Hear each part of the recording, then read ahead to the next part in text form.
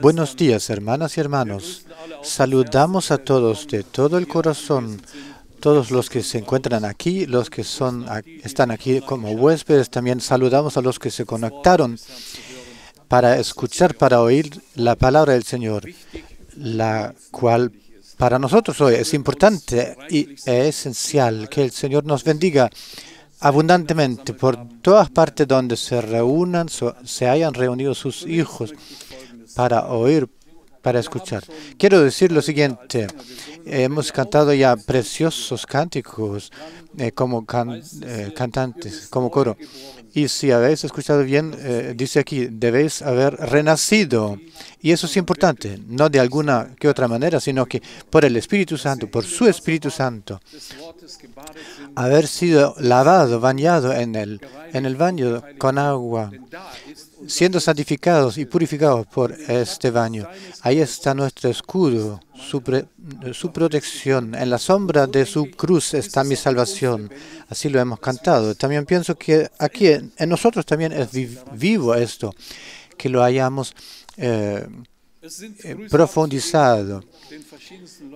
Hay saludos de los más diferentes hermanos. Andrés ya lo ha mencionado anoche. No se pueden mencionar los unos o todos por detalle. Pero ese testimonio ya lo he escuchado varias veces. Donde quiera que hablemos con las diferentes partes, están así agradecidos por escuchar todo eso y es tan actual como nunca antes lo que estamos escuchando. Y pienso que todo lo podemos confirmar diciendo, sí, realmente es así. Sí, los sermones, las predicaciones se han predicado más como 40 años atrás. Yo también las he presenciado, pero hoy las oigo con nuevas ansias y siempre es nuevo y es su palabra no envejece. Juntos queremos cantar dos coros, comenzando con la canción 29. Oh, maravilloso Salvador, mi Rey y mi Señor.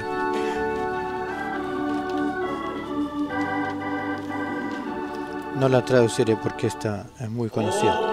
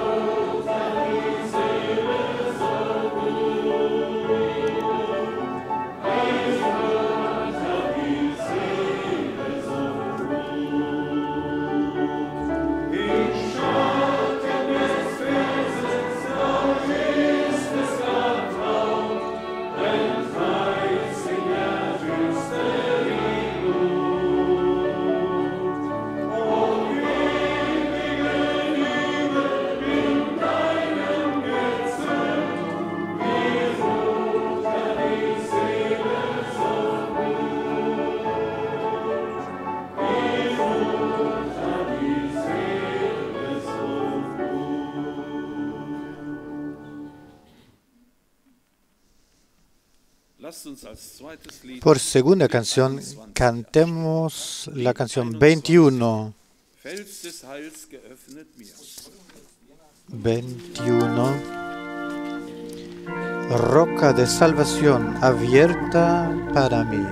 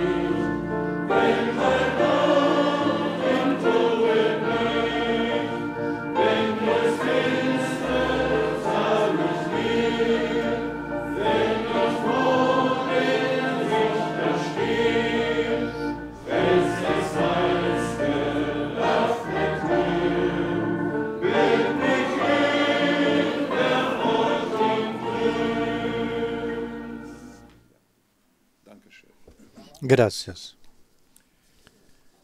En verdad, la roca de la salvación es nuestro Señor Jesucristo y nosotros podemos encontrar agobijo con Él. En esta roca hay sombra. En otra canción dice, esa roca lo tiene todo. Todo lo que necesitemos para la vida. Es tan precioso cantar aquí sabiendo, sí, era uno el que pasó por todo eso, como aquí descrito. Porque como no puedo traer nada, ¿qué es lo que podemos traer? Lo único que podemos traer es nosotros mismos. Ponernos en su altar diciendo, aquí estoy, Señor, no tengo más. Y lo que necesitemos, esto lo conseguiremos, lo obtendremos por diario. De nuevo, en la sombra de la roca, están confiados arden las ascuas en el desierto, oh amor eterno, en tu tienda, cómo reposa el alma tan maravillosamente, cómo reposa el alma tan bien. Así que nosotros, de nuestras propias obras, habremos descansado y dejándolo obrar a Él. Claro que también nosotros debemos hacer algo, pero no las propias obras, sino que lo que para nosotros ya ha sido preparado. Esto también lo podemos hacer y Él, de hecho, nos lleva a esto, a ese punto, que no nos consideremos a nosotros mismos o a otros, sino que miremos hacia Él y nuestro Señor, Salvador y Redentor. Estamos bajo su sangre, estamos protegidos, tal como Israel estaba protegido, habiendo pintado la sangre en los postes y los dinteles. El ángel matador debía pasar y nos encontramos bajo la sangre protegedora, bajo su protección. Sí, el enemigo ruge como león y a veces nos asustamos. Para eso somos hombres, personas. Pero una cosa es cierta, nuestras almas no las puede alcanzar, no las puede tocar, porque nos encontramos bajo su protección. Ahí dice en el Salmo 91, Salmo 91,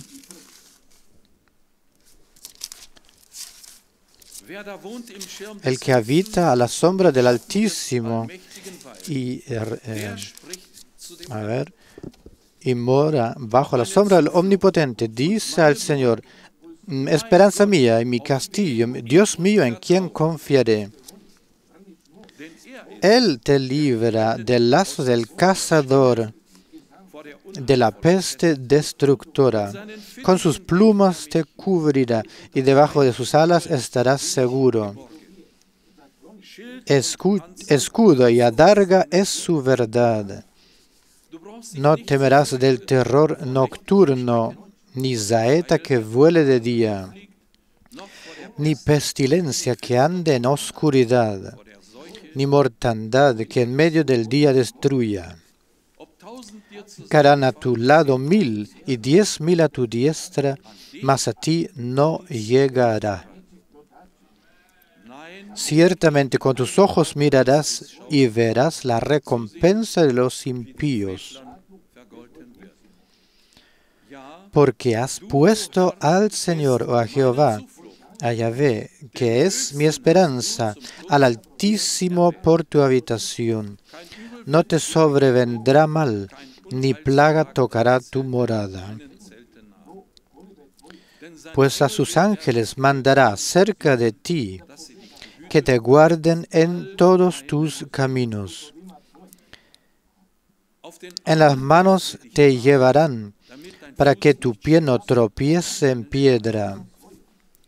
Sobre el león y el áspid pisarás, hollarás el cachorro del león y al dragón. Por cuanto en mí ha puesto su amor, yo también lo libraré, le pondré en alto, por cuanto ha conocido mi nombre. Me invocará y yo le responderé. Con él estaré yo en la angustia. Lo libraré y le glorificaré.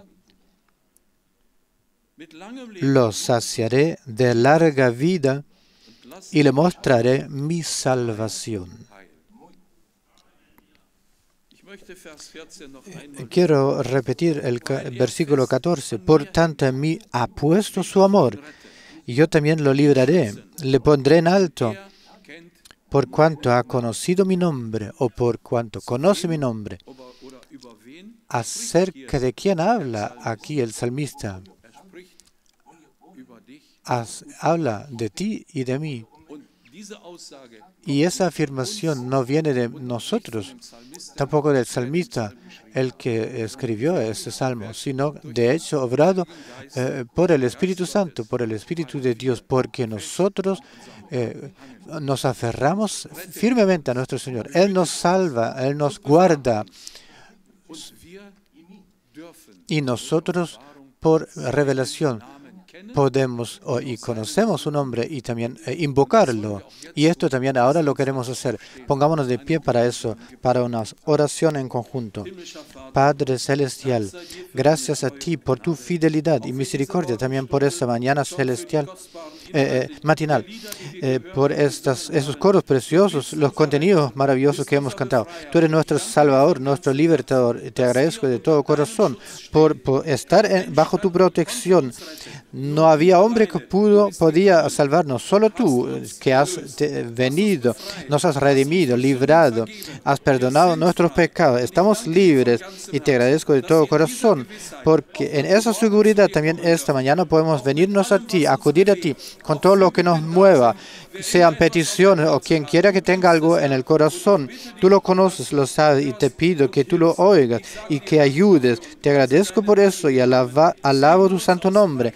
Bendícenos de la abundancia de tu gracia, para que tu palabra de manera abundante nos llegue, nos alcance, y que con corazón de voluntad lo recibamos. Te doy gracias y alabo tu santo nombre. Amén. Tomen asiento. Alabanza y agradecimiento sean a nuestro Dios también por hoy, por este maravilloso día de gracia que se nos ha concedido. Una y otra vez se nos da la oportunidad de reunirnos, de estar juntos, de escuchar la palabra de la gracia. Que Dios nos conceda la gracia de experimentar en verdad lo que hemos cantado. Porque el Señor nos llama hoy a salir, a dejar todo lo que hayamos podido heredar de nuestros padres. No me refiero a lo que la verdad nos ha traído a través de nuestros padres, sino a lo que tal vez nos han dejado a través de tradiciones u otras cosas.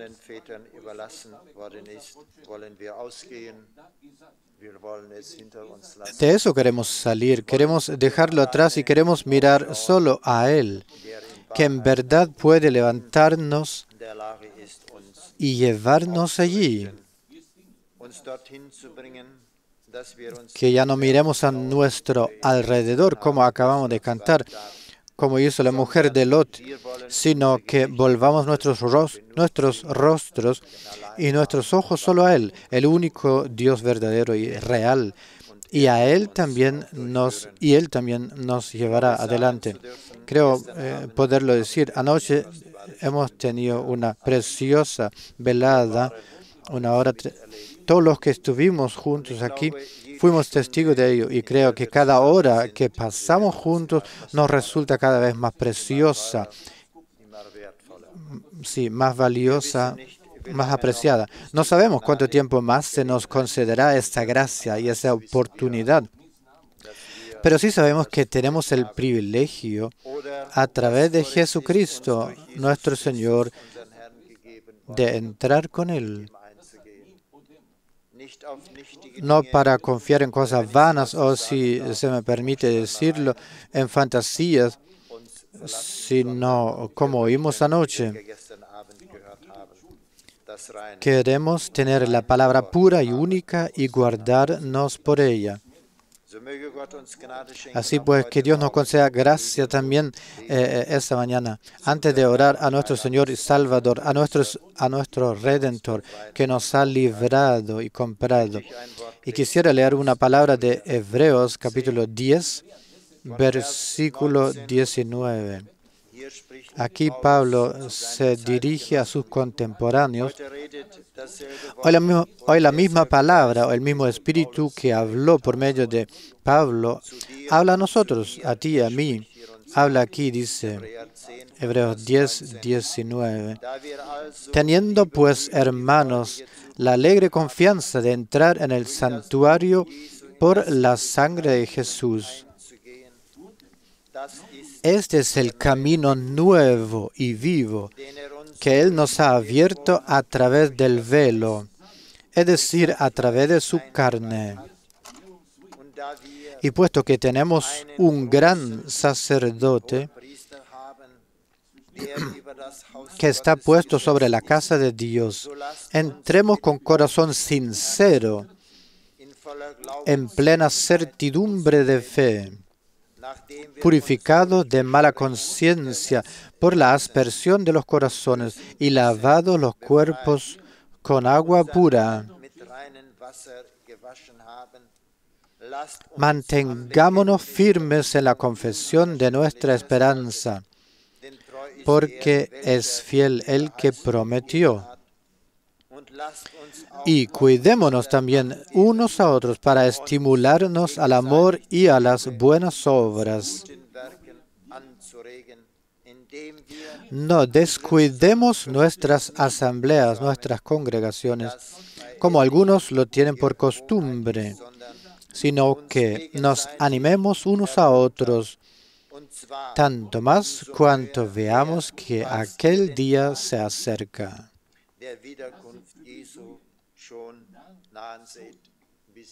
Hasta aquí, esta palabra de gracia que nos llama a hacer esto. Y cada vez que nos reunimos o cada vez que leemos las Escrituras, abriendo la Biblia, una y otra vez encontramos una palabra de consuelo, una palabra de gracia, una palabra de edificación y una palabra de reprensión, de amonestación. Y aquí, como he dicho, el apóstol Pablo habla a sus contemporáneos. Hoy el mismo Espíritu nos habla a nosotros y nos llama y dice: por tanto, hermanos, puesto que tenemos la gozosa seguridad y confianza de entrar en el santuario por la sangre de Jesús, hemos recibido nosotros, habéis recibido vosotros, he recibido yo esta gozosa seguridad de Él. ¿O cómo estamos nosotros? Que Dios nos conceda gracia. Luego dice: este es el camino nuevo y vivo que nos ha inaugurado a través del velo, es decir, a través de su carne. Y sabemos que no tenemos otro camino para entrar en la vida eterna para recibirla. No tenemos otro camino para ser inscritos en el libro del Cordero, que fue escrito antes de la fundación del mundo, puesto que nuestros nombres han sido inscritos en él, como solo por medio de Jesucristo, nuestro Señor, que por su carne nos ha despejado y abierto el camino. Así que entremos también nosotros y estemos seguros en Él. Y luego dice: y puesto que tenemos un gran sacerdote, sumo sacerdote que está puesto sobre la casa de Dios, entremos con corazón sincero, en plena certidumbre de fe, purificados de mala conciencia por la aspersión de los corazones y lavados los cuerpos con agua pura. Y luego nos llama y dice: mantengámonos firmes en la confesión de la esperanza, porque fiel es el que hizo la promesa y la cumplirá. Tal vez digamos, o tal vez el mundo que nos rodea diga: he aquí que corren y corren, caminan y caminan, oyen y oyen, se les predica y no pasa nada. Pero nosotros sabemos que lo que se nos ha dicho a través de la palabra, o lo que el Espíritu de Dios nos habla a través de ella, se cumplirá, no se retrasará, no retardará. Tal vez a los ojos de los hombres se retardará o hará esperar, pero el tiempo y la hora están cerca y el Señor cumplirá todo lo que ha prometido. Así pues, mantengámonos firmes en la confesión de la esperanza, porque Él no engaña, sino que es su palabra la que nos ha conducido hasta aquí y nos guiará a través de ella. Aquí el apóstol Pablo nos llama, nos anima y nos dice que debemos mantenernos firmes. Y también cuidémonos los unos a los otros para estimularnos al amor y a las buenas obras, no descuidando nuestras asambleas, nuestras congregaciones, como algunos tienen por costumbre, sino animándonos unos a otros, tanto más cuanto veis que aquel día se acerca, el día de retorno del Señor Jesús. Esto es una invitación que debe llegar a mi corazón y el corazón de todos nosotros, no como una costumbre, como escribe el apóstol Pablo a los hebreos. Ellos tenían la costumbre de faltar a las reuniones o convivencias. Algo se hizo más precioso y querido para ellos. pero no es así como debe ser con nosotros. No es así como debe ser contigo y conmigo, sino que cuanto más veamos que se acerca el día del regreso de Jesús, más unidos estaremos, porque sabemos que vendrá a buscar a los que le esperan. Vendrá a buscar a los que le esperan con paciencia, con impaciencia, a los que aman su aparición, como hemos oído aquí el miércoles. Que Dios nos conceda la gracia de desear su aparición. Cuanto más tiempo, cuanto más deseemos tenerlo a Él, nuestro Señor. Cuanto más, tanto más. Pongámonos ahora en pie para adorarle y darle gracias juntos. Padre Celestial, te damos gracias por tu gracia, misericordia y fidelidad. Señor, también por esta hora de la mañana, por tu palabra que nos das cada día de nuevo. Señor, en los cielos, tú sabes que no somos dignos ni capaces de ofrecerte las gracias que mereces. Pero, Señor, que estás en los cielos, no has elegido otra cosa, sino a personas que has creado, Señor, como personas que has redimido para el día de tu regreso. Señor, que han de alabarte y honrarte, oh Dios. Acéptalo, pues. Alabanza, gloria, honor y adoración, Señor, de nosotros, tus humildes servidores, los más humildes, los más miserables y pequeños entre tu pueblo.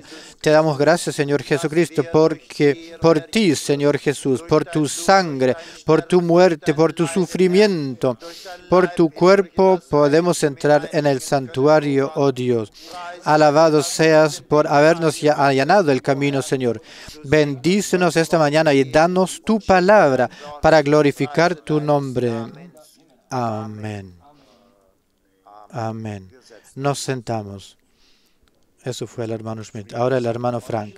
La paz sea con vosotros, la paz que está por encima de todo razonamiento humano, que va más allá de nuestra comprensión, que ni siquiera podemos comprender, pero que podemos experimentar, podemos tener y poseer. Esa es la gran diferencia. La paz de Dios es tan eterna como su gracia y su amor, y no depende de las circunstancias. Por gracia tenemos paz con Dios por medio de nuestro Señor Jesucristo. Amén. Llevamos esta paz con nosotros y la difundimos donde quiera que estemos. Como ha dicho el Señor en aquel entonces, cuando entréis a una casa, decid paz a esta casa, paz sea a esta casa. Si somos hijos de la paz, no hay otro camino. Entonces las palabras que pronunciamos se confirmarán con las obras que realicemos. Si alguien solo dice con la boca, tengo paz, pero en realidad no es así, entonces se revelará. Nuestros actos, nuestros hechos hablan más fuerte que nuestras palabras puedan expresarla. Y en ese caso no debemos creer en nuestras palabras, sino en lo que se revela a través de nuestras acciones, nuestros hechos. Y así Dios nos guiará por el camino de la paz a través de su Espíritu Santo. También cuando las cosas van más allá de nuestra comprensión, permanecemos seguros, guardados en Dios, y su paz permanece con nosotros en todas las circunstancias. Estamos agradecidos por la palabra que ya hemos escuchado. Por cada palabra, cada vez estamos agradecidos. Y eso de nuevo. Pero nosotros tomamos siempre en serio lo que estamos oyendo. Respondemos a ello. Tenemos el consentimiento interior para hacerlo. nos impregnamos, nos profundizamos en lo que se dice y eso también corresponde también con nuestra vida. En realidad, y esto no es una crítica, sino una triste observación, he conocido a personas que dicen a la asamblea, bueno, ¿por qué? ¿Para qué? Tengo la Biblia, tengo los sermones, con eso me basta, tengo mucho más en casa que cuando voy a la iglesia. ¿Sabéis quiénes son esa gente? Transgreden deliberadamente la palabra de Dios, se ponen por encima de ella. No pueden someterse y creen que así están sirviendo a Dios. Ellos no sirven a Dios, créanmelo. Aquí está escrito que no debemos perdernos las reuniones, y tanto más cuando vemos acercándose el regreso de Cristo. ¿No se dirige la palabra a nosotros en ese tiempo, cuando podemos esperar el regreso del Señor en cualquier momento? ¿Qué clase de espíritu? Esto me lo pregunto sin malicia. Se lo pregunto. ¿Qué clase de espíritu guía a las personas que actúan en contra de la palabra de Dios? Os lo pregunto. Aquí el Espíritu de Dios nos dice lo que debemos hacer si alguien actúa deliberadamente en contra de la palabra.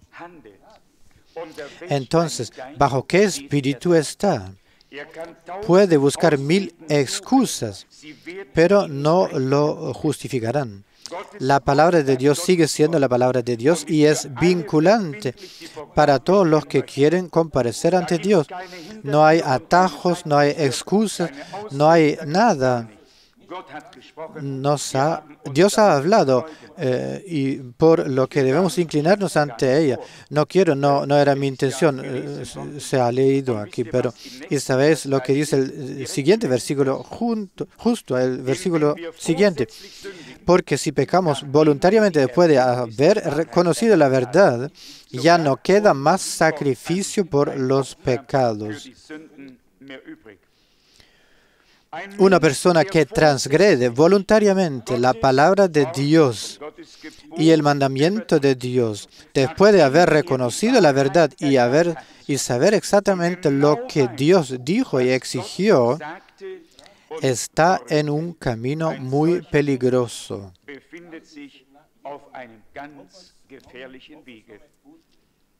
Eso también incluye la palabra de Hebreos 6. Todos la conocemos, todos conocemos su contenido. Lo que está escrito, aparte de que queremos alejarnos de los fundamentos iniciales de la enseñanza de Cristo y progresar hacia la perfección. Eso es bueno y estamos agradecidos a Dios por ello, pero también conlleva una responsabilidad. Es maravilloso profundizar, siendo profundizado en la palabra y la voluntad de Dios. Algo maravilloso, algo muy maravilloso. Pero escuchad lo que está escrito en el versículo 4 para aquellos que dejan los fundamentos iniciales de la doctrina cristiana y avanzan hacia la perfección. ¿Qué es lo que está escrito luego? En 4. Porque es imposible que quienes una vez recibieron la iluminación y gustaron del don celestial y se hicieron partícipes del Espíritu Santo, vuelvan atrás y queden reducidos a un estado de perdición y hayan gustado la palabra preciosa de Dios y los poderes del mundo venidero, y sin embargo han recaído, renovándose de nuevo para arrepentimiento. Es una palabra muy seria, un cambio de mentalidad. ¿Qué se menciona aquí? Se menciona la iluminación, el gusto por el don celestial, la participación del Espíritu Santo, el gusto por la palabra preciosa de Dios y los poderes del mundo venidero. Se enumeran 5 cosas. Si estas 5 cosas son verdaderas en nuestras vidas y aún así nos apartamos de ellas, entonces no hay vuelta atrás. Entonces no hay vuelta atrás.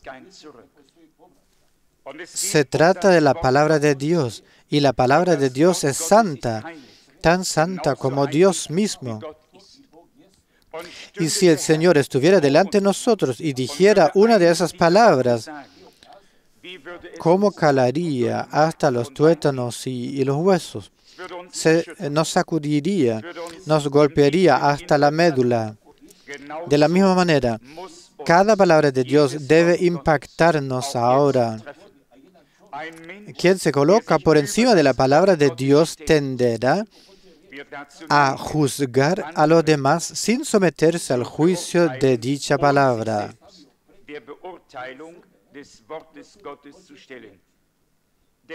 Que el Señor nos conceda la gracia necesaria para responder a cada palabra con un sí de corazón, para estar de acuerdo con lo que dice.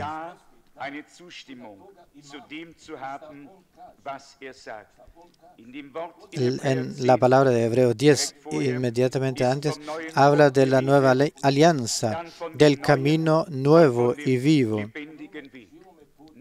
Solo las personas, solo la gente que han renacido, pueden caminar por ese camino nuevo. Solo las personas que han llegado a la vida divina con Cristo pueden andar por este camino vivo. Es un camino nuevo, un camino vivo. Solo personas nuevas, vivificadas, pueden caminar por este camino de Dios. Entonces ni siquiera un necio se extraviará, ni un débil tropezará. Porque el Señor nos da la fuerza para que todo lo que nos pide pueda cumplirse gracias al poder que nos da. Qué palabra maravillosa. Y sin embargo, qué serias palabras, qué profundas son las palabras de la exhortación divina que debemos tomarnos al corazón y en serio. Bienaventurado aquel a quien se aplican estas 5 cosas de Hebreos 6, que ha recibido la iluminación, que ha gustado el don celestial, ha sido hecho partícipe del Espíritu Santo, ha gustado la palabra preciosa de Dios y ha conocido los poderes del mundo venidero. Y entonces permanece en Dios, en la palabra, en la gracia, y es guiado por la paz de Dios, que es superior a todo entendimiento humano, de modo que, como está escrito, que seamos guiados en paz por el Espíritu Santo. La guía del Espíritu es la guía según y en la palabra de Dios. Leemos hoy otros pasajes bíblicos que subrayan la importancia de la palabra. Empezamos con el capítulo 13 de Mateo. Mateo 13, desde el versículo 18. Mateo 13, 18. Así oiréis el significado de la parábola del sembrador. Todo aquel que oye la palabra del reino de Dios y no la entiende, viene el enemigo, el maligno, y arranca de raíz lo que se ha sembrado en su corazón. La semilla ha caído en terreno pedregoso, en ese caso. Aquí quiero detenerme aquí un momento para destacar el término semilla o simiente. La palabra es la semilla.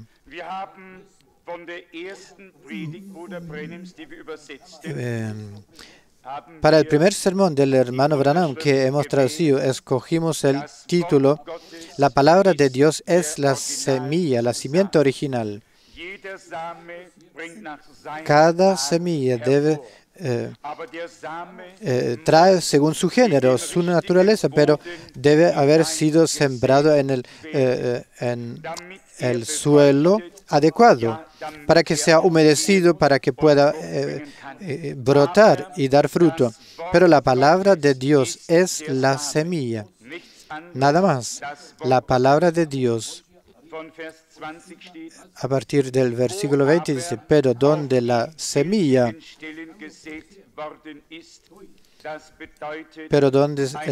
ha sido sembrada en pedregales, eso significa que uno oye la palabra y la acepta por el momento con alegría,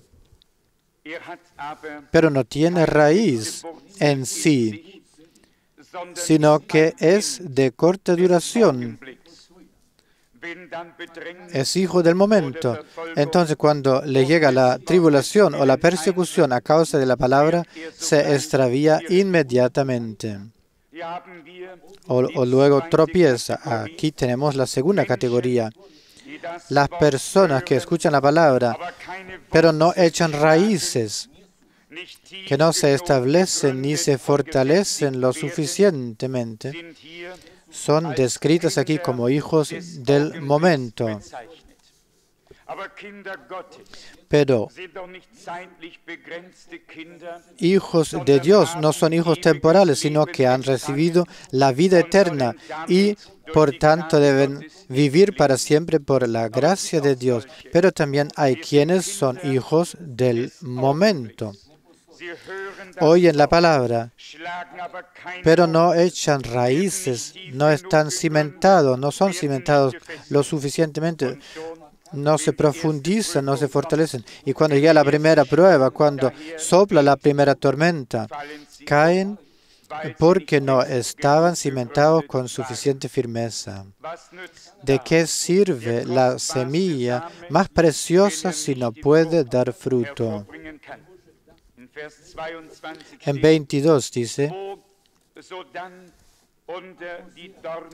pues donde la semilla fue sembrada entre los espinos, eso significa una persona que oye la palabra, pero en quien los afanes mundanos y el engaño de las riquezas ahogan la palabra, de modo que queda sin fruto, o que se hace infructuosa. Pero donde la semilla ha sido sembrada en la buena tierra, eso significa una persona que oye la palabra y también la entiende.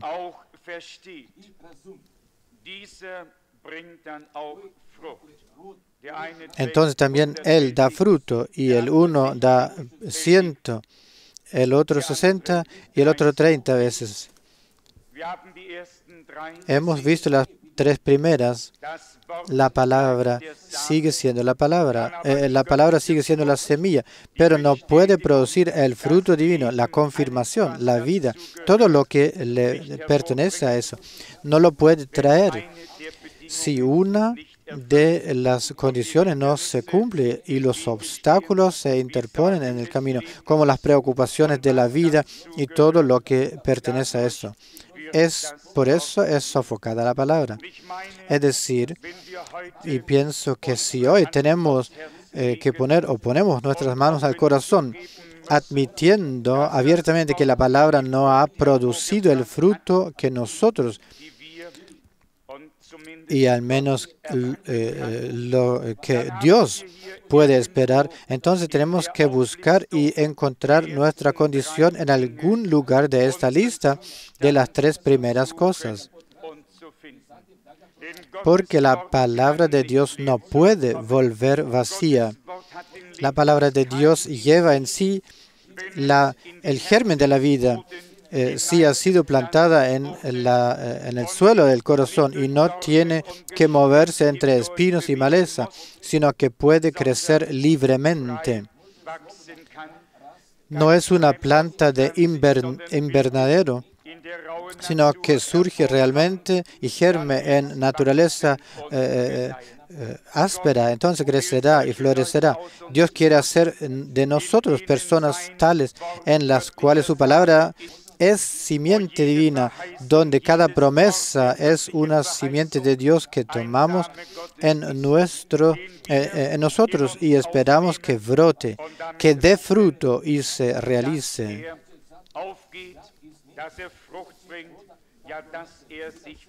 Que se pueda realizar, porque como hemos comprendido desde hace mucho tiempo, cada palabra que Dios ha pronunciado no puede volver a Él vacía, sin efecto, sino que tiene que ser sembrada en alguna parte, tiene que fructificar, germinar, fructificar, tiene que dar fruto, tiene que realizarse. Cada palabra de la promesa divina que fue escrita sobre nuestro Señor se confirmó en Él, se hizo realidad en Él. Cada palabra dirigida a la iglesia debe convertirse en una realidad divina en ella. Convertirse en realidad divina. Primero viene la siembra y luego germe y entonces surge el fruto, madura el fruto. Ojalá habrá llegado el momento en que seamos sacados de las 3 primeras etapas o incluso arrancados con todas nuestras fuerzas, con toda fuerza, y conducidos a este ámbito divino donde la palabra de Dios y el Espíritu de Dios puedan desplegarse libremente en la vida tuya y en la mía, donde la palabra no solo está escrita aquí, sino también y llevada en nuestra boca, sino que también esté llevada en nuestro corazón, plantada en nuestro corazón. Ser plantada en nuestros corazones para producir el fruto divino que nos fue prometido.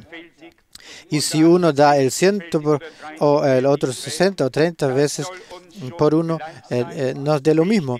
Lo importante es que el fruto divino pueda surgir por gracia a través de la palabra divina. Nosotros que hacemos especial hincapié en la palabra de Dios,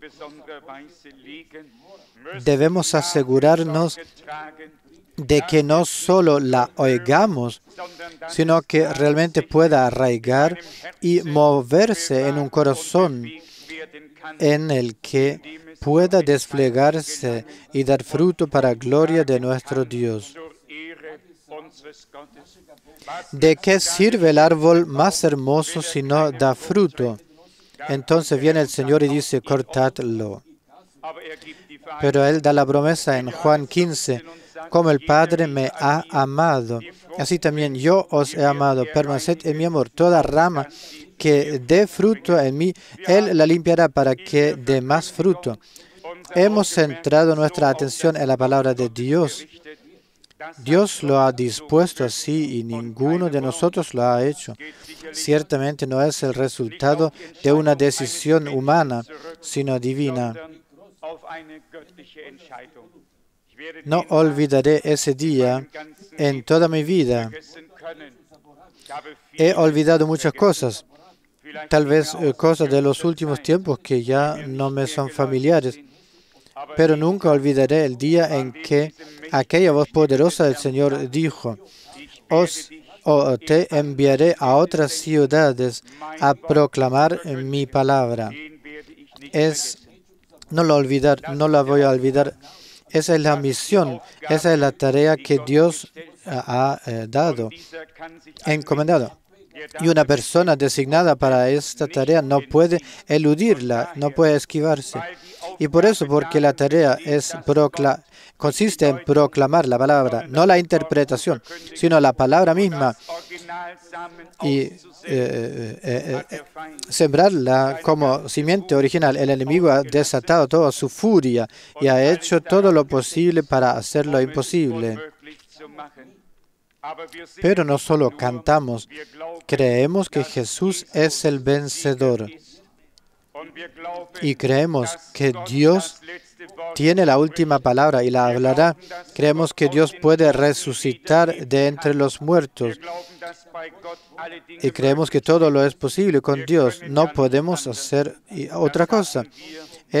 Hace tiempo que hemos aprendido esto de la palabra de Dios. Según la carta a los hebreos, estamos rodeados de una nube de testigos que han experimentado la fidelidad de Dios, que han experimentado lo que significa recibir y proclamar su palabra y verla confirmada. Y no solo queremos proclamarla, sino verla confirmada. Esas son nuestras ansias. Leamos del profeta Daniel, el capítulo 9. El capítulo 9 del profeta Daniel trata principalmente de fortalecer nuestra fe en la veracidad, la fidelidad y la infalibilidad de la palabra de Dios en nosotros, para que las dudas ya no puedan con nosotros, que no puedan carcomer en nosotros. Daniel 9:2. En el primer año de su reinado, yo, Daniel, dirigí mi atención a las Sagradas Escrituras, donde se encontraba el número de los años acerca de los cuales se había dado una vez la palabra de Yahvé al profeta Jeremías, de que pasaría un tiempo de 70 años sobre las ruinas de Jerusalén. Aquí principalmente se trata de que ese gran profeta y hombre de Dios, Daniel, cuando habían pasado 68 años, volvió su atención a la palabra que el Señor Dios había hablado por boca de Jeremías en tiempos pasados. Y leyó en eso. Esa es la característica de un verdadero profeta. No podrá ignorar las palabras de los profetas enviados por Dios antes que él. Tendrá que considerar cada palabra de Dios que haya sido pronunciada para cerciorarse de que lo que dice está de acuerdo con Dios y con su palabra.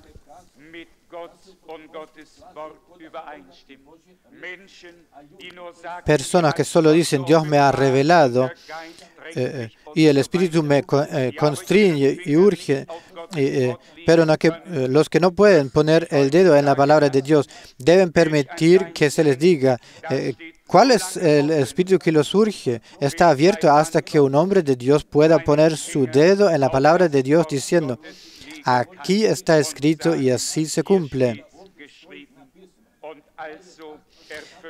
Así se cumple por eso. Muchos dicen sentirse urgidos y afirman que el Espíritu los guía. El Espíritu de Dios conduce a la palabra de Dios. Lo hemos visto especialmente con los 400 profetas que profetizaron en tiempos de Acab y profetizaron con tal unanimidad que todo parecía de verdad hacia afuera. Entonces un hombre, Josafat, dijo, ¿no hay aquí otro profeta?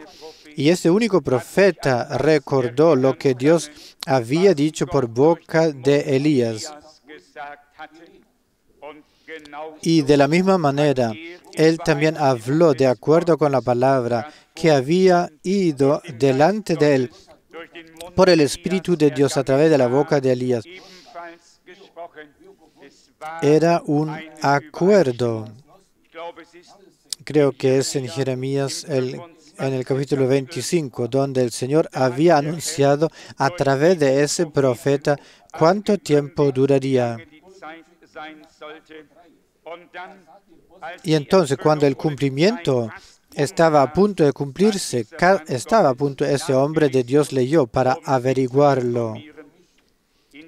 Jeremías 25 dice en el versículo 12, pero cuando se cumplan los 70 años, haré juicio sobre el rey de Babilonia y sobre esa nación.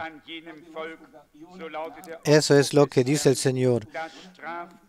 Por su iniquidad contra la tierra de los caldeos y la asolaré para siempre. 70 años fueron señalados y todos podemos leer acerca de cómo bajo Zorobabel y los hombres de Dios, el pueblo de Dios regresó cuando se cumplió el tiempo señalado por Dios. No podemos hacer nada diferente en esos días de lo que ellos hicieron entonces. Hay que escudriñar las escrituras y reconocer qué palabras fueron dadas como profecía de significado histórico y de salvación para nuestro tiempo, a fin de orientarnos por ellas, no solo para hablar de ello, sino para obtener una instrucción y una comprensión claras de lo que Dios ha prometido. Cuando nuestro Señor predicaba, entonces, también se refería repetidamente a las palabras de los profetas. Así lo hizo en el capítulo 4 de Lucas, donde se refirió al profeta Isaías, capítulo 61.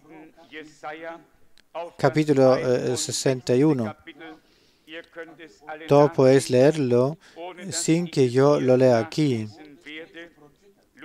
Lucas capítulo 4, versículos 17 a 21. Luego Mateo habló del profeta Daniel. Mateo 24, versículo 15 dice: por tanto, cuando veáis la abominación desoladora de la que habló el profeta Daniel, de pie en el lugar santo, tome nota el lector. ¿Qué es lo que era? Nuestro Señor tomó la palabra de los profetas. Él los había inspirado. A través de su espíritu habían revelado lo que contenía su plan. Tomó esas palabras, las citó y luego dio la admonición, la advertencia, que el Señor preste atención cuando llega el momento del cumplimiento de lo que Dios ha dicho por boca de sus siervos. Entonces es el momento de que los lectores presten atención. ¿Qué es lo que hemos leído en el Apocalipsis? Bienaventurado el que lee y los que oyen las palabras de esa profecía y guardan las cosas escritas en ella. Hay personas destinadas por Dios a leer, pero luego están los que no entienden a la primera. Podéis leerlo en Hechos 8, 29 a 31. Entonces el eunuco leyó del profeta Isaías 53 y Felipe le preguntó: ¿entiendes lo que estás leyendo? Él respondió: ¿cómo voy a entenderlo si nadie me instruye? ¿De quién habla aquí el profeta? ¿Se refiere a sí mismo o a otra persona? Permíteme decir eso, pronunciar eso. Ningún profeta ha hablado de sí mismo. Todos los profetas han hablado expulsados por el Espíritu Santo, han hablado de Dios. Y podemos aceptar su palabra como palabra de Dios sin cuestionarla, porque sabemos que es verdad. En Hechos 15, versículos 14 y 15, un hombre de Dios volvió a aclarar y hacer referencia a lo que los profetas habían dicho anteriormente. Esta es realmente la línea de razonamiento de las Sagradas Escrituras desde el principio. En Hechos 15, versículo 15 leemos: y con esas cosas concuerdan las palabras de los profetas. Para mí, eso tiene un significado extraordinario. En ese tiempo, que podamos armonizar las palabras de los profetas y de los apóstoles bajo la guía del mismo Espíritu Santo, que el Espíritu Santo que reposó sobre ellos en aquel tiempo, ya sea en el Antiguo o en el Nuevo Testamento, ya sean profetas o apóstoles. Todo lo que viene de Dios siempre armonizará entre sí, porque el mismo Espíritu conduce a la misma verdad. Y entonces se cumplirá lo que está escrito en Efesios 2. Parece que está escrito en los últimos versículos. Edificado sobre el fundamento de los apóstoles y profetas, en quienes Jesucristo mismo es la piedra angular. Nosotros que vivimos en esos días y hemos reconocido la hora de la visitación divina, nos alegramos con alegría profunda de que Dios nos haya dado perspicacia y entendimiento, y de que, sin embargo, en toda la revelación de su palabra y de su voluntad nos ha mantenido sobrios y claros en su palabra, y así en su gracia y en su amor. Y lo seguirá haciendo hasta el final. Pero quien no reconozca esta evidencia en las Sagradas Escrituras, que Pedro, que Pablo, que todos los hombres de Dios se refirieron repetidamente a la palabra para explicar el Nuevo Testamento,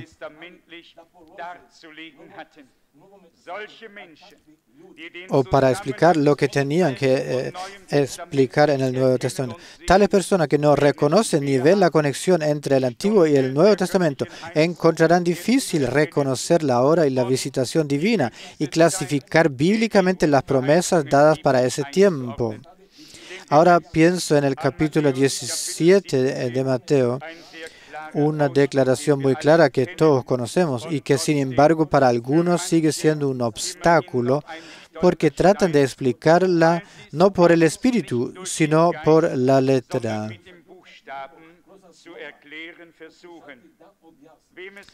Pero aquellos a quienes se les revela por el Espíritu ya no necesitan explicar la letra, tienen la revelación de la palabra.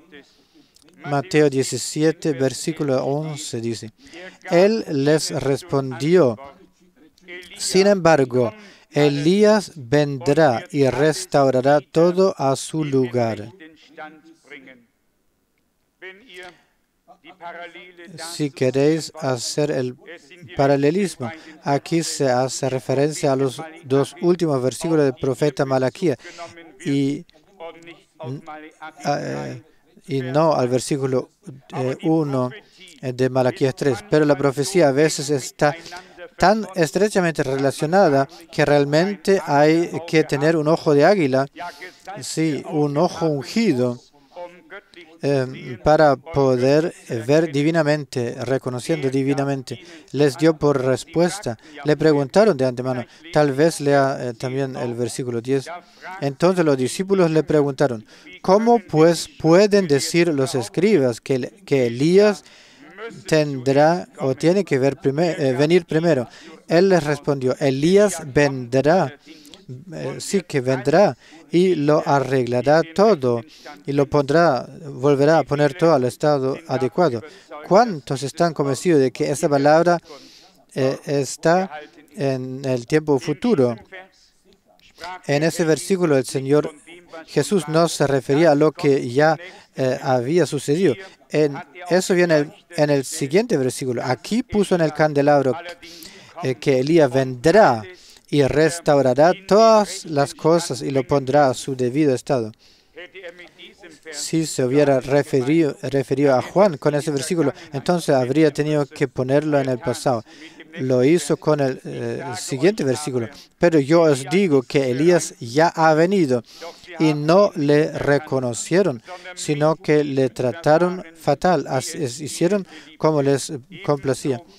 Y de la misma manera, también sufrirá a manos de ellos el Hijo del Hombre. Hay dos afirmaciones muy claras aquí. Una se refería al futuro, a la venida de Elías, que vendría. La otra se refería al ministerio de Juan el Bautista, que ya se había llevado a cabo en el momento en que el Señor Jesús pronunció estas palabras. Quiero mostraroslo claramente que la fe se establecerá y se edificará en nosotros, en la palabra misma de Dios, sin duda alguna, porque el cielo y la tierra pasarán, pero la palabra de Dios no. En el Evangelio de Juan, según Juan capítulo 1, a este precursor le preguntaron si era Elías. Oigamos lo que dijo. Evangelio de Juan capítulo 1, versículo 21.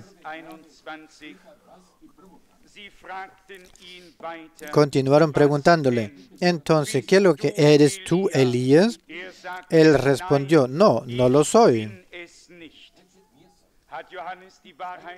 ¿Dijo la verdad, Juan? Por supuesto que dijo la verdad. Él lo sabía. Elías viene antes del día grande y terrible del Señor. Juan apareció antes del día de la salvación, antes del día de la gracia, pero no antes del día del juicio, antes del día de la ira. Y han pasado casi 2000 años y el día del Señor aún no ha llegado. Por eso, cuando le preguntaron, ¿eres tú Elías? Respondió, no, no lo soy. ¿Quién era él? Era el hombre de Dios que se levantó con el espíritu y el poder de Elías para preparar el camino al Señor. Y también lo ha hecho. Lo hizo en el capítulo 11 de Mateo. El Señor mismo nos da esa respuesta aclaratoria. Y eso es lo maravilloso. Oh, mi corazón jubila y mi espíritu se regocija en Dios mi Señor, porque no tenemos que romper ni doblar nada, sino que podemos unirnos podemos unir armoniosamente las cosas bajo la guianza del Espíritu Santo. Mateo capítulo 11, versículo 10. Así se habla de Juan el Bautista y se lee lo siguiente. Porque a ese se refiere la Escritura. He aquí, yo envío mi mensajero delante de ti, o mi ángel, el cual preparará el camino delante de ti. ¿Dónde está escrita esa palabra, esa profecía? En Malaquías 3, versículo 1, ¿cierto o no? Así el Señor lo ha confirmado aquí. Qué misericordia y gracia que hoy tengamos las Sagradas Escrituras, la palabra profética, los evangelios, las epístolas, el Antiguo y el Nuevo Testamento, y que las hayamos recibido en una armonía divina revelada por el Espíritu Santo como palabra viva, sin contradicción y armoniosa en sí misma. Porque es a Él a quien se refiere la palabra de la Escritura. ¿Creéis en el Señor? A Él se refiere la Escritura cuando dice, he aquí que envío mi mensajero delante de ti. Leedlo en Malaquías 3, 1. Está escrito muy claramente. Sepan, envío a mi ángel para que prepare el camino delante de mí. Y el Señor, a quien deseáis, vendrá a su templo sin demora. Y el ángel del pacto, a quien deseáis, vendrá sin falta. Así dice el Señor de los ejércitos. Tenemos que verlo nosotros así, con él así dice el Señor, así habla el Señor. Juan era el precursor, el pionero en la primera venida de Cristo. Pero la promesa de que el profeta vendría antes del día grande y terrible quedó incumplida en comparación con el profeta Elías. ¿Qué hizo Elías? Reconstruyó el altar del Señor tomando las 12 piedras según las 12 tribus de Israel. Solo entonces se pudieron ofrecer sacrificios o se pudo ofrecer el holocausto en el altar. ¿Qué lo que tuvo que hacer el profeta que Dios tenía que enviar o enviaría antes de la segunda venida del Señor?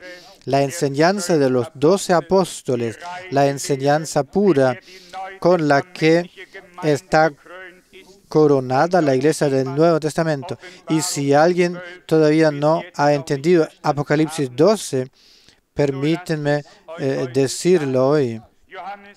Juan vio a una mujer coronada con 12 estrellas.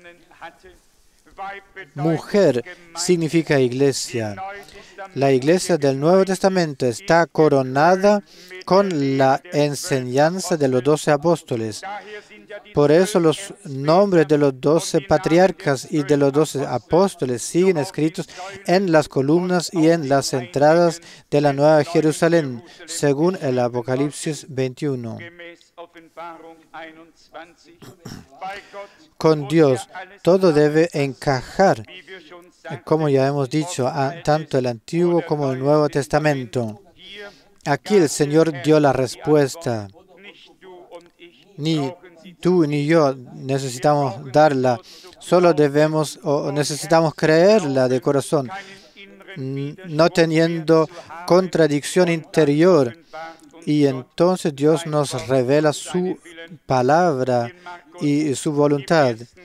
En el capítulo 1 de Marcos se exponen muy claramente los dos pasajes bíblicos que se refieren a Juan.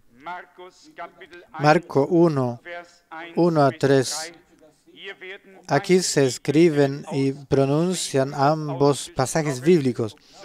Malaquías 3, versículo 1, e Isaías 40, versículo 3.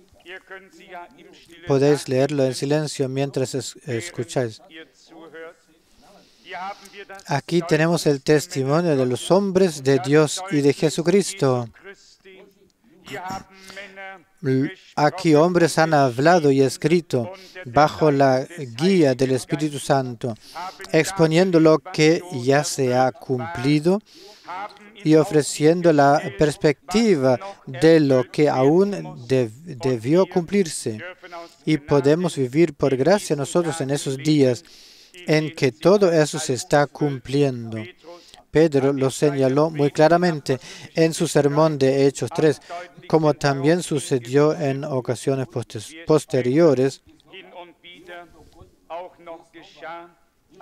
Hechos 3, 20 y 21. 20. Para que vengan tiempos de refrigerio de la presencia del Señor y para que Él envíe a Jesús, el ungido designado para vosotros. Pero es necesario que el cielo lo reciba hasta los tiempos de la restauración de todo lo que Dios ha anunciado por boca de sus santos profetas desde la antigüedad.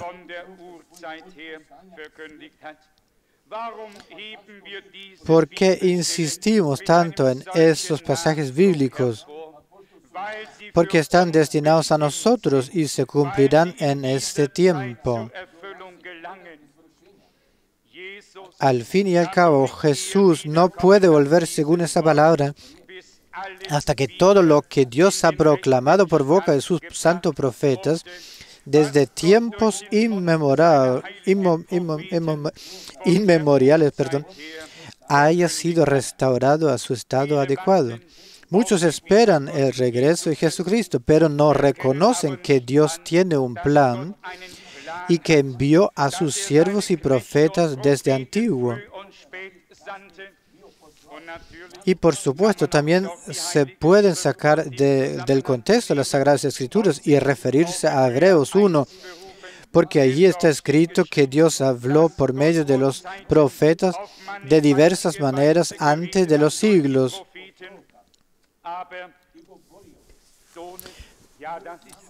Pero en el Hijo sí, que es verdad, no solo habló, sino que también dio la respuesta en el Hijo. Pero el Hijo que compró, que se adquirió una iglesia para sí mismo, puso en esta iglesia apóstoles, profetas, pastores, maestros y evangelistas. ¿Os dais cuenta de lo importante que es leer las Sagradas Escrituras con la mente de Dios? Que de hecho, que Dios nos guíe en verdad, sino que rápidamente uno es listo en sí mismo, tendiendo todos los argumentos y escrituras a mano, pero no los que necesitamos en nuestro corazón para participar en el cumplimiento de lo que Dios está haciendo ahora. Quizás también debería quedar en claro lo siguiente. Las personas que buscan argumentos en la palabra y los encuentran por sí mismas, se aíslan de la palabra de la promesa divina a través de su propio razonamiento. Se apartan a sí mismos y por lo tanto no participan en lo que Dios está haciendo. Las personas que son guiadas por el Espíritu Santo y de Dios toman las Sagradas Escrituras, las leen, las escudriñan y se dejan guiar por el Espíritu. En el libro de Hechos también se afirma repetidamente que Dios tenía profetas. En Hechos 11, 27 se lee: en aquellos días, profetas de Jerusalén descendieron a Antioquía. Luego, en el capítulo 13, versículo 1 dice: en Antioquía, en aquel tiempo, trabajaban en la iglesia los siguientes profetas y maestros. Obraron. Dios los puso en la iglesia, no para que trajeran una profecía de su propia invención, sino para que pusieran la palabra profética sobre el candelero. Y en eso radica, consiste la gran diferencia entre el don de la profecía y el oficio de un profeta. Un profeta ha sido instituido en la iglesia por Dios, no solo para traer una profecía, sino para presentar la parte profética de la historia de la salvación de la iglesia y para la iglesia. Y uno de esos hombres de Dios fue el hermano Branham. ¡Qué confirmación divina! ¿Quién quiere negarlo? ¿Quién quiere falsificarla? Millones han sido testigos de lo que Dios ha hecho en esa generación. Pero también debemos ser honestos y reconocer que, como en tiempos del Señor, fueron muchos los que le siguieron porque hubo panes que se multiplicaron y porque los enfermos fueron sanados. Pero cuando la palabra se extendió, dejaron de seguirle. ¿Cuántos hay hoy que dicen: el hermano Branham era un hombre de Dios, incomparable a todos los demás? Pero al final, en los últimos años, como se oye de boca de evangelistas y hombres famosos, ya no era como antes, dicen.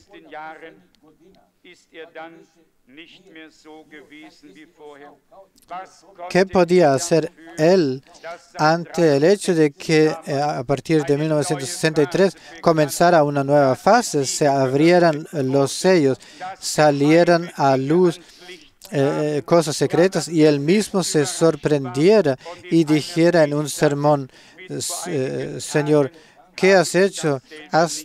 Hasta algunos días atrás no lo he sabido yo. También para él habían sorpresas, cosas nuevas, desconocidas para él, y no era un hombre que lo supiera todo. Solo sabía lo que Dios le había revelado. Entonces, estamos tan agradecidos de que en el reino de Dios no tratamos con omniscientes, no estamos tratando con sabelotodos, ni siquiera con sabelotodos o los que lo sepan mejor, sino con hombres de Dios que entregan de la manera como se les entregó de parte de Dios. Y nosotros que hemos sido testigos del progreso y desarrollo espirituales, podemos comprender y seguirlo bien, como el Espíritu de Dios ha conducido y guiado, y cómo la verdad ha ido saliendo cada vez más a la luz. ¿Quién sabe hoy lo que Dios ha hecho? Un rebaño muy pequeño. Y ese remanente será el que Dios ha destinado para glorificarse una vez más. Porque con Dios no hay diferencia si las personas son pocas o muchas, débiles o fuertes, como leímos aquí hace unos días. La ayuda viene de nuestro Dios.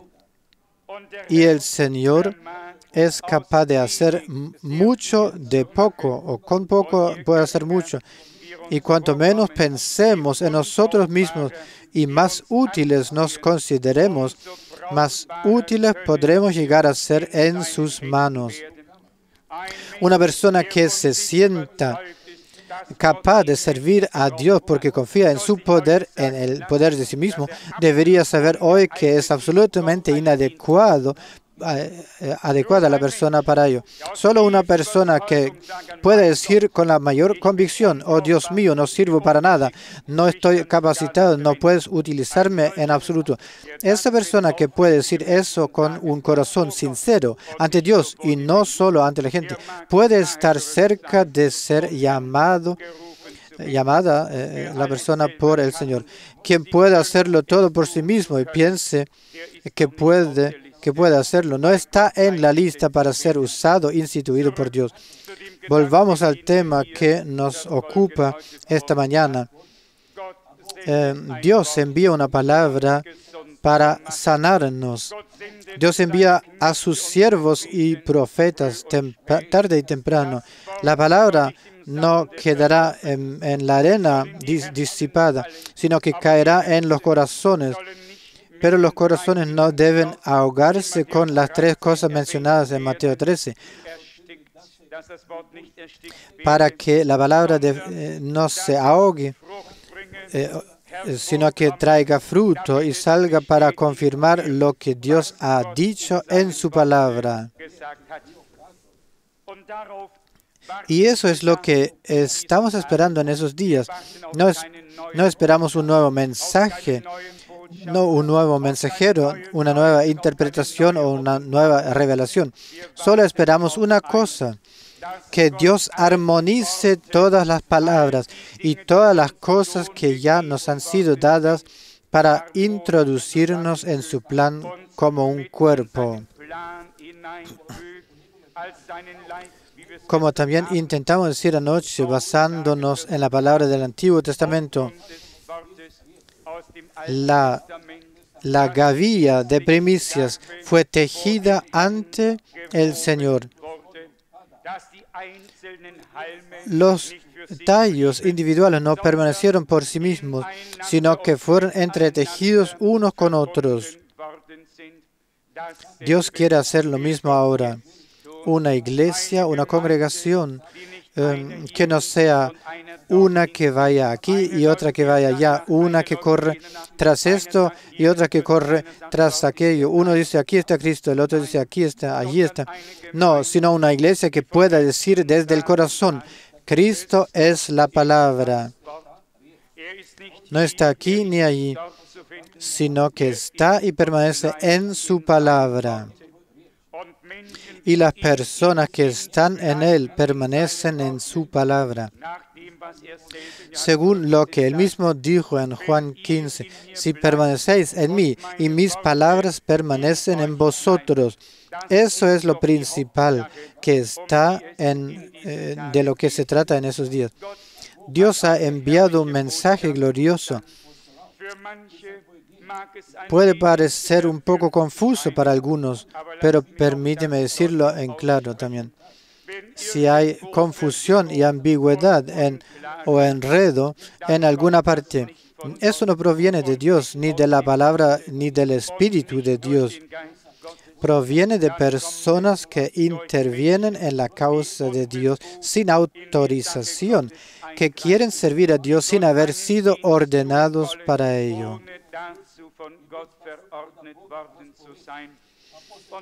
Y luego vienen las ideas y las idas y venidas. Sean sinceros una vez, en todos esos años que llevamos, ¿ha habido vaivenes y confusión como los que se han puesto de manifiesto ahora? No, mientras la gente leía los sermones y escudriñaban las Escrituras, éramos un solo corazón y una sola alma. El Espíritu de Dios descansaba sobre nosotros. Nos regocijábamos con la salvación y con la palabra y nos dábamos gracias unos a otros. Entonces llegaron las interpretaciones y estalló la confusión. ¿Y qué es lo que sucedió? Se produjo un estado de desgarramiento desconocido hasta entonces en la tierra. Todos estaban convencidos de que se encontraban en un estado de hostilidad mutua, llenos de odio y creyendo en el rapto. No es así como funciona con Dios. Con todo amor y buena voluntad. No es así como funciona con Dios. En primer lugar está escrito, bienaventurados los puros de corazón, porque ellos verán a Dios. En el Sermón del Monte, los puros de corazón verán a Dios. Eso está. Dios no podrá pasar de ahí. Y luego hay una serie de pasajes bíblicos que también hay que clasificar. Y no todo el mundo puede hacer lo que quiere. No, queremos dejar trabajar a Dios. Queremos dejar que Dios haga lo que se ha propuesto. Nos dijo el hermano Branham tan claramente, el tiempo llegará en que el trigo madurará completamente en la presencia de Dios.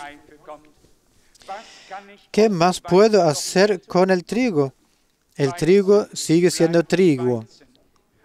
Solo será recogido en el granero celestial con la cosecha.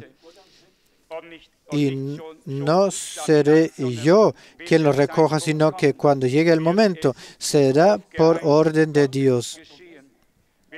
Si miramos a nuestro Señor como el grano de trigo que cayó en la tierra, entonces sabremos lo que dijo. A saber, si no muero, quedo yo solo, o el grano de trigo queda solo, pero si muero, o si muera, dará mucho fruto. Nosotros somos el fruto. Él es el grano de trigo. Nosotros somos el campo, el trigo, el trigal, el campo de trigo. ¿Lo creéis? 100%, porque esos son los paralelos. Él es el Hijo de Dios, nosotros los hijos e hijas. Las primicias, nosotros también. Las primicias, Él el rey, nosotros los reyes. Él es sacerdote, nosotros una nación de sacerdotes. Él se hizo todo por nosotros para que por Él llegaremos a hacerlo todo. Siempre, siempre ha sido trigo y siempre será trigo, nunca será otra cosa.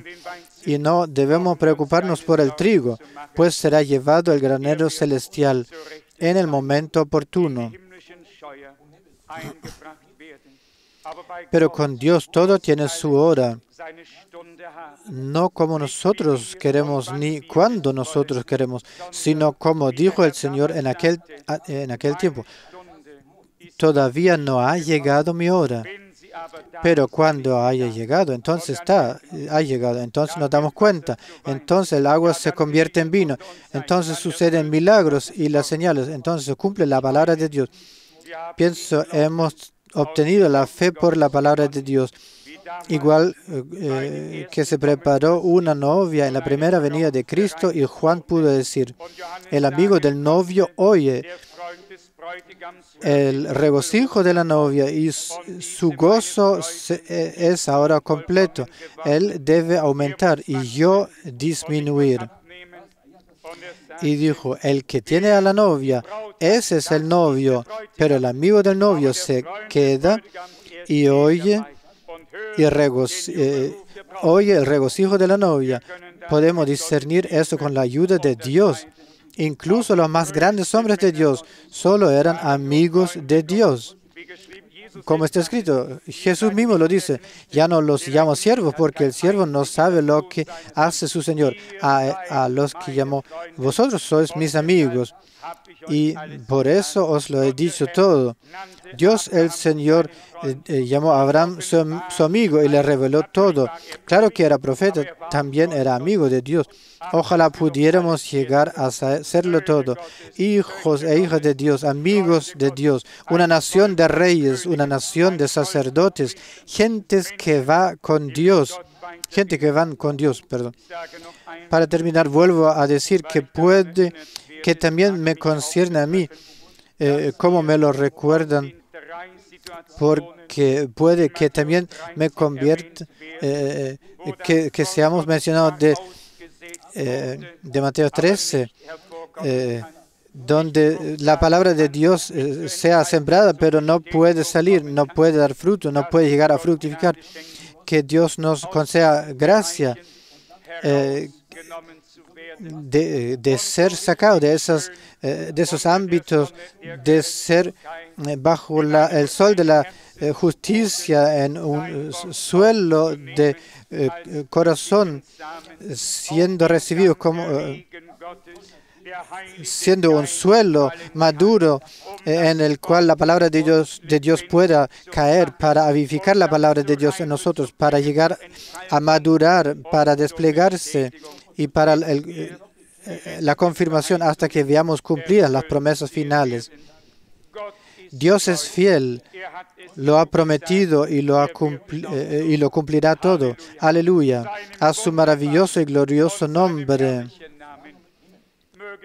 Y que hoy seamos capaces de pasar por toda la maleza, por todos los obstáculos, las adversidades, todo lo que nos ha impedido ahora para tener el crecimiento que Dios quiere que tengamos, que podamos liberarnos de alguna manera de este entorno con la ayuda de Dios, que podamos mirar libremente hacia arriba ante Dios y saber, el que nos habló, el que puso la palabra en nosotros, estará con nosotros. Que podamos dejar de lado todo lo que hasta ahora ha sofocado la palabra. Seamos sinceros, hemos recibido la palabra, ¿no es cierto? Pero también tenemos que admitir que todavía no hemos llegado a esto que se despliega.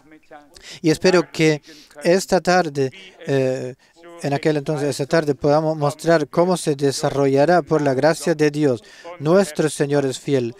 Démosle ahora las gracias de todo corazón en el nombre de Jesús. Amén.